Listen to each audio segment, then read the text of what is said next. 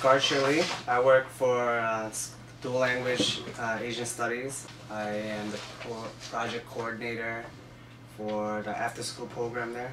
What I do here is I take the money from the government and we take that money and allocate it to run an after school program for a high school. We provide the youth with services like academic help and recreational services. Hi, I'm Jeffrey Chen, and I'm a part-time employee here with HIV/AIDS services downstairs at 165 Eldridge. Some other, services that we offer at this branch would be like family services, special services. What's your name? Simon Chu. I am the Director of Workforce Development at CPC. The Workforce Development is actually 4 separate departments. Mm-hmm. We have an adult literacy program that teaches people ESL. We have a career center that helps people find jobs. We have a private school in Flushing where we train people to work in the hospitality industry. And we have a job development team that brings in job orders. My name's Simon. I am an education specialist. I work with CPC's Youth Service Division, primarily with a program called the Young Adult Internship Program. And then in the other part of my life is I am a die-hard Knicks fan. And I want nothing more than to see them win a championship this year, next year, and every year after that.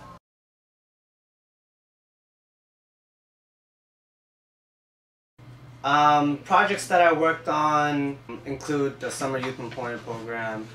Summer Youth Employment Program helps to give the youth between 14 to 24 a chance to work and an opportunity to gain experiences that they normally wouldn't have a chance to. Through these experiences, it'll provide them with experience in the future when they need to work. I've been working for CPC since I was 14. CPC's impacted me through all the events I've participated in, all the projects I've participated in. Many of it helped to give me a sense of community, and in return it's taught me to value community service and motivated me and encouraged me to provide, to give back to the community. A lot of the positions that I've held usually allowed me to give back to the community in one way or another. So ultimately, if the youth services no longer exist, it'll cease to provide services to help the youth gain this peer network. It would give them less of a place to hang out and do things for the community and just grow together.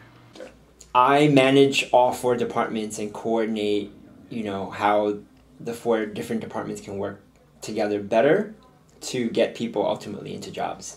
So Workforce started in 1975, I think. Until now, we have provided services to over 90,000 people. 90,000? Yes. To this day? Yes. Well, Workforce is very important to the community because a lot of immigrants come here, and if they don't have a good job that has health care and time off, they can't really do anything in the community.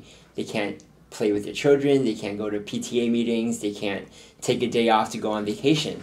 If they get sick, they can't even afford to go to the doctor.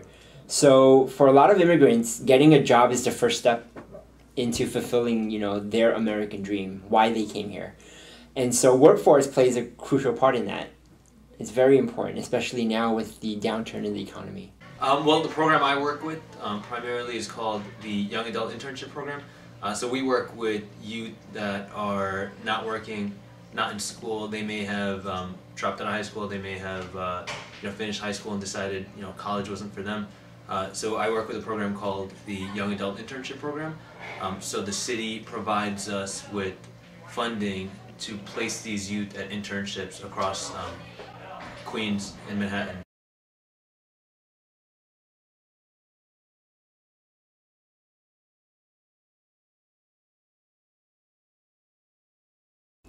Well, the Walkathon is one of the major fundraising events that CPC holds for its agencies. She took part in it last year. It's a fundraising event done by all 3 of our branches. We actually start in Chinatown, and we go all the way to the Brooklyn branch, I believe. And I guess last year, I think we had John Liu actually walk the walkathon with us. So that's pretty interesting. It's a fun time with a family day fair, and then a bunch of people walk from Columbus Park in Chinatown across the bridge to Brooklyn and come back. So it's a good walk with family and friends, and hopefully it'll be a sunny day.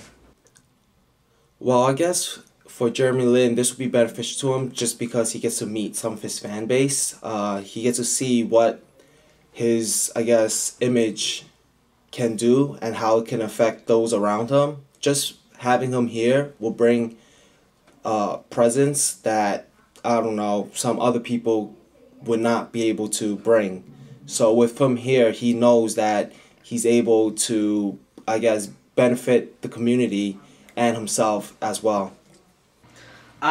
Jeremy Lin should come to the Walkathon because Jeremy Lin and the Walkathon together can bring an increase in support for the programs and projects that are, that CPC uniquely provides for the community.